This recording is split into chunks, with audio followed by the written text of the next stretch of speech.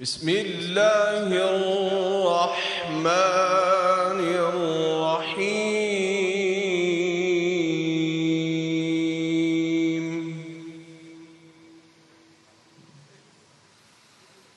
نون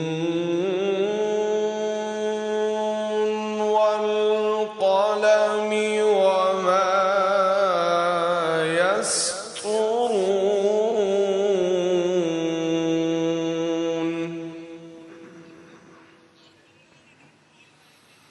ما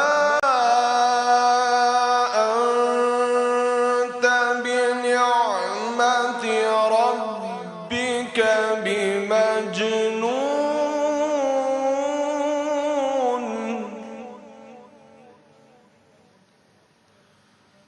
وإن لك لأجرا غير ممنون.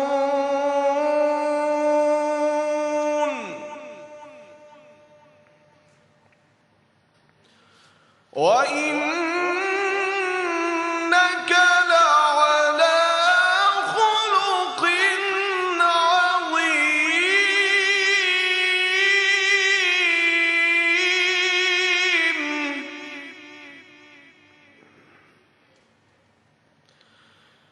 بسم الله الرحمن الرحيم. نون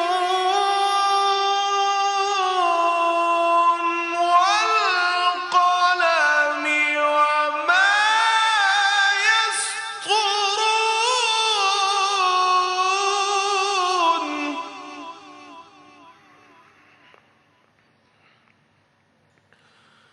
ما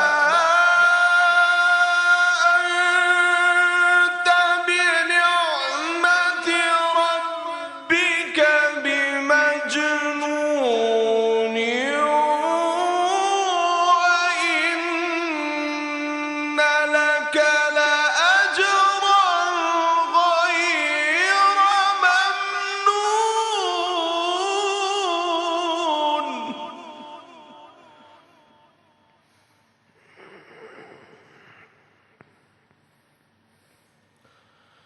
وإن لك لأجرا غير ممنون.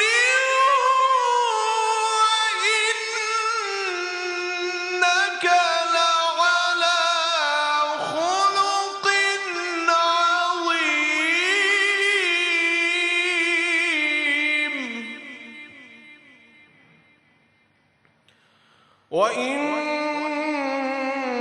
وإنك لعلى خلق عظيم.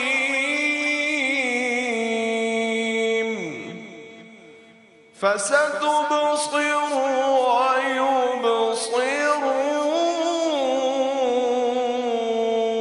ويبصرون. صدق الله العلي العظيم.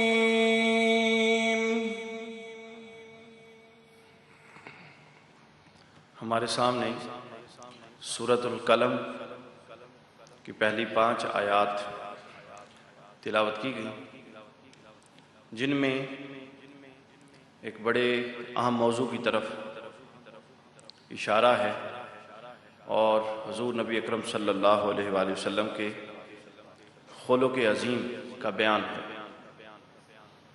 آپ کے اخلاق حسنہ کا بیان ہے۔ انسان 2 چیزوں کا مجموعہ ہے، ایک انسان کا جسم ہے وجود جسدی، اور ایک روح ہے وجود روحی۔ یہ 2 مل کر ایک انسان کو ترتیب دیتی ہیں۔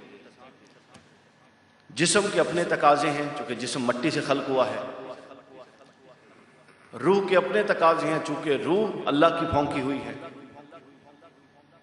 اب انسان میں یہ دونوں تقاضے باہم ٹکراتے ہیں۔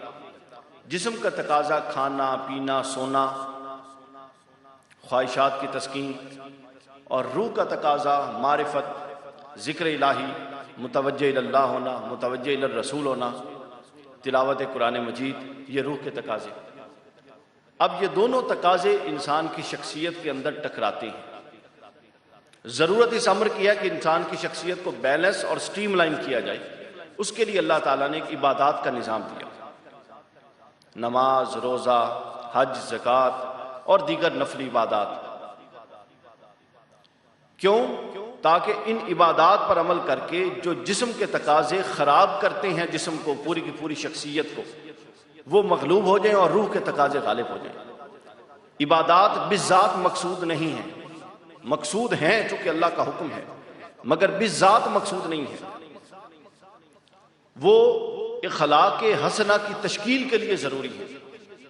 نماز میں جب ہم ہاتھ باندھ کے غلامانہ انداز میں کھڑے ہوتے ہیں تو جو ہمارے اندر تکبر ہے اس پر ضرب لگتی ہے۔ زکوٰۃ میں جب ہم اپنا ہی مال اٹھا کے اللہ کی راہ میں دیتے ہیں اور ظاہراً مال کو کم ہونا دیکھتے ہیں تو اس سے جو ہمارے اندر حب مال کا داعیہ ہے اس پر ضرب لگتی ہے۔ روزے سے جو ہم بااختیار اپنے آپ کو سمجھتے ہیں، روزے سے ہر شے ہمارے سامنے پڑی ہوتی ہے، ہم استعمال نہیں کر سکتے، ہمیں یہ سبق ملتا ہے کہ اصل اختیار اللہ کا ہے۔ حج، کفن پہن کر بندہ اللہ کے گھر میں پھر رہا ہوتا ہے، آخرت کی یاد دلاتا ہے۔ تو گویا تمام عبادات انسان کی ذات کی تشکیل کرتی ہیں، اور انہی عبادات سے اگر ہم اپنی ذات پر اثرات مرتب نہیں کر رہے تو ہمیں ایک دفعہ پلٹ کر دیکھنا ہے کہ کیا محض ماتھا رگڑنے سے یا محض بھوکا پیاسا رہنے سے اللہ کو کوئی غرض ہے؟ اللہ کو غرض اس چیز سے ہے کہ ان عبادات کے ذریعے اللہ کی رضا کے ساتھ ساتھ انسان اپنی شخصیت کو بھی پروان چڑھائے۔ یہ اصل عبادات کا مقصد ہے۔ اور سامعین کرام، جو عبادات کو اس طریقے پر کرتے ہیں ان کی پھر شخصیات ایسی ہوتی ہیں۔ حضرت مالک بن دینار رحمہ اللہ تعالی کبار اولیاء کرام میں سے، آپ ایک دفعہ کرائے کا مکان لیا اور آپ کے ہمسائے میں ایک یہودی تھا۔ اس یہودی نے اس تعصب میں کہ یہ مسلمان ہے اپنے گھر کے اوپر ایک پر نالا لگا دیا، اور ساری گندگی روزانہ حضرت مالک بن دینار کے صحن میں آتی، اور وہ جگہ وہ تھی جہاں پر آپ مصلی بچھا کے نماز پڑھا کرتے تھے۔ تو جب وہ گندگی بھیجتا، پھینکتا، آپ پانی ڈال کے اس کو صاف کر دیتے، پھینکتا، صاف کر دیتے۔ اس وقت اس کیفیت میں سال ہا سال گزر گئے۔ ہمارے ساتھ تو یہ ایک دفعہ واقع ہونا اور ہمارا صبر جواب دے جاتا ہے، ان کے ساتھ سال ہا سال سامعین گرامی گزر گئے۔ ایک دفعہ گزر رہے تھے، اس یہودی نے کہا کہ حضرت آپ کو غصہ نہیں آتا؟ میں اتنا عرصہ سے آپ کے ساتھ یہ کام کر رہا ہوں، آپ کو تکلیف دے رہا ہوں۔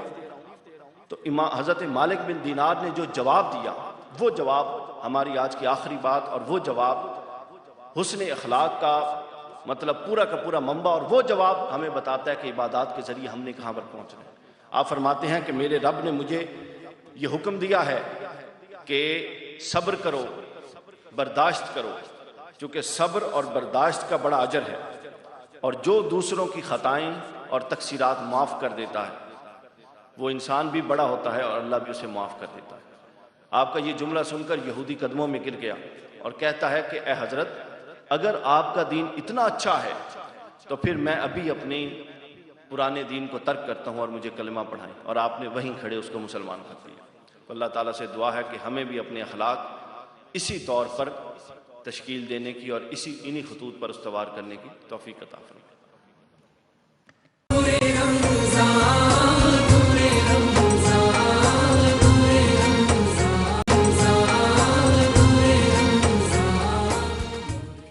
سینے میں دل ہے، دل میں ہے دھڑکن،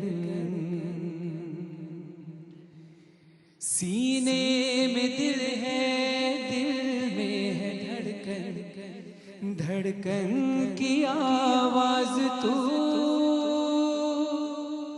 اللہ اللہ اللہ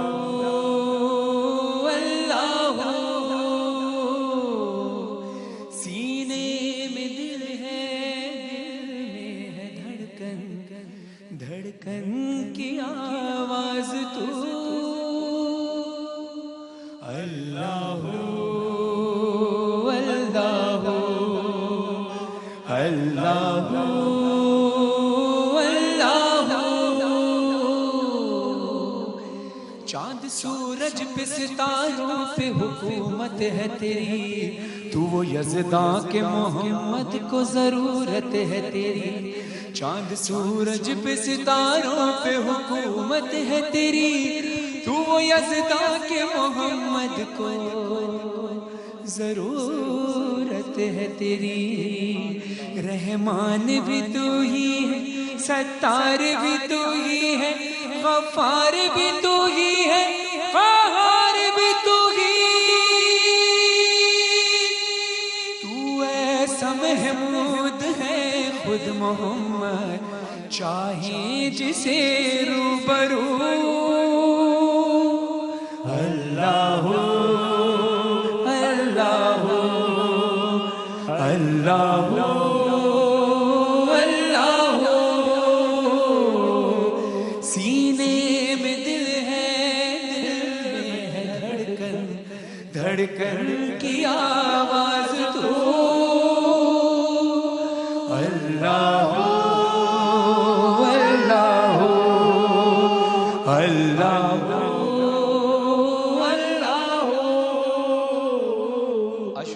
شروع ہو گیا ہے اور ہم نے اپنے گناہوں کو بخش پانا ہے، اور ہر انسان اپنے گناہوں کو بہتر طریقے سے جانتا ہے، اور اپنے گناہوں کا اظہار کرنا رب عالم کے حضور رب کو بہت پسند ہے کہ جب آپ رب سے معافی طلب کرتے ہیں، اور اللہ آپ کو بہت جلد معاف کرنے والا ہے۔ دعائے کمیل میں مولا علی علیہ السلام نے حضرت کمیل کو دعا ہدیہ کرتے ہوئے کہا کہ اللہ سے دعا مانگو تو اس طرح سے مانگو۔ اس دعائے کمیل کا ایک بہترین جملہ ہے، یا سری الرضا، اے جلد راضی ہو جانے والے۔ تو جتنا جلد میرا رب ہم سے راضی ہوتا ہے کوئی ہستی راضی نہیں ہوتی۔ تو ایک بلند آواز سے اللہ کا ورد ہو، پھر اپنے گناہوں کا اظہار اللہ کے آگے کرنا ہے۔ سب مل کر بولیں اللہ اللہ اللہ اللہ،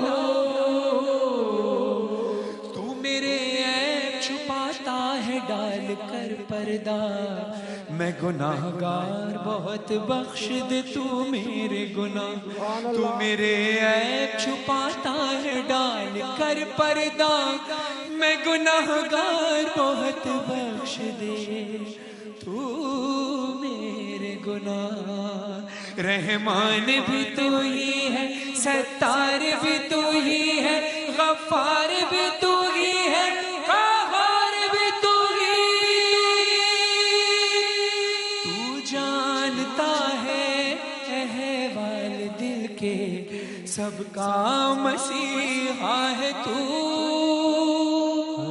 اللہ اللہ اللہ اللہ، سینے میں دل ہے، دل میں ہے دھڑکن، دھڑکن کی آواز تو اللہ